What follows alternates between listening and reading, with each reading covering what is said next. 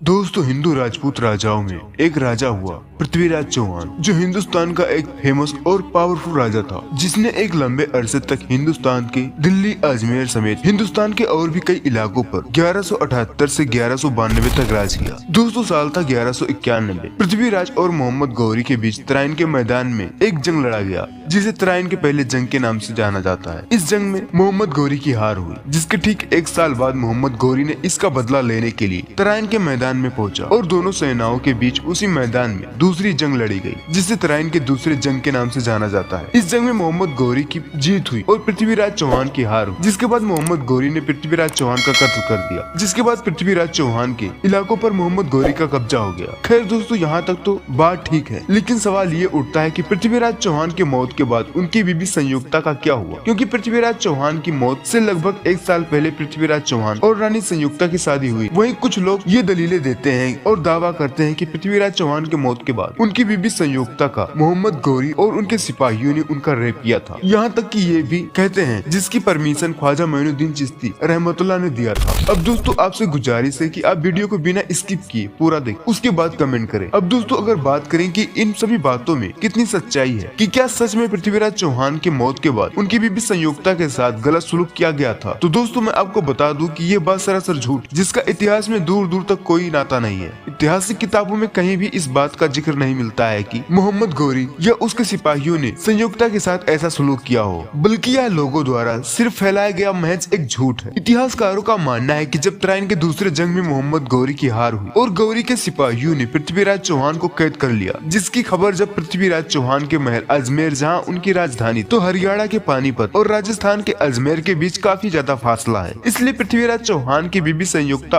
और भी कई राजपूत औरतों को काफी वक्त मिला होगा कि वो जौहर कर सके। जौहर के बारे में मैं आप लोगों को बता दूं कि वो उस वक्त की ये प्रथा थी कि जब जंग में राजपूतों की हार हो जाया करती थी, वो जंग में हार जाया करते थे, तो उनकी बीबियां अपने आप को समर्पित कर दिया करती थी। वो जल्दी आग तैयार करती और आग के उसी लपटों में कूद कर सुसाइड कर लिया करती। अब अगर रही बात मोहम्मद गौरी की, तो मोहम्मद गौरी एक पक्के और सच्चे मुसलमान थे और इस्लाम ये कभी इजाजत नहीं देता कि वह गैर औरतों के साथ ऐसा सलूक करे। बल्कि पृथ्वीराज चौहान के मौत के बाद मोहम्मद गौरी ने उनके बेटे गोविंद राज को अजमेर का राजा बनाया और दोनों के बीच ये समझौता हुआ कि अब उसे अपना राज मोहम्मद गौरी के अंडर में ही रहकर चलानी होगी। जिसके बाद मोहम्मद गौरी ने जीते हुए अपने सारे इलाकों को अपने गुलामों और लोगों को सौंपकर गजनी वापस चला गया। वहीं कुछ लोग इस मनगढ़ंत कहानी के पीछे ख्वाजा गरीब नवाज को ठहराते। अब दोस्तों, लोगों की हिमाकत तो देखिए, वो किस बड़ी हस्ती पर आलांछन लगा रहे हैं। अल्लाह के वली ख्वाजा मोइनुद्दीन चिश्ती, जिन्हें ख्वाजा गरीब नवाज भी कहा जाता है, जिनके दर पर कोई भी खाली हाथ वापस नहीं लौटता। आप तराइन के पहले जंग के बाद आकर अजमेर में अपना डेरा डाला और यही लोगों को दीन की दावत देने लगे। यहाँ तक कि खुद पृथ्वीराज चौहान भी आपसे बहुत ज्यादा इंस्पायर था और आपकी इज्जत किया करता था। आज भी इनकी दरगाह पर लाखों की तादाद में हिंदू मुसलमान अपनी फरियाद लेकर जाते हैं और इनकी दर पर अपना माथा टेकते हैं। यहाँ तक कि हर साल प्रधानमंत्री की तरफ से यहाँ चढ़ाने के लिए चादर भेजा जाता है। खैर दोस्तों, आज की इस छोटी सी वीडियो में बस इतना ही। वीडियो पसंद आया तो वीडियो को एक लाइक कीजिए और अपने दोस्तों के साथ एक शेयर करना मत भूलिएगा। और इसी तरह की हिस्टोरिकल वीडियोस पाने के लिए हमारे इस चैनल को एक सब्सक्राइब कर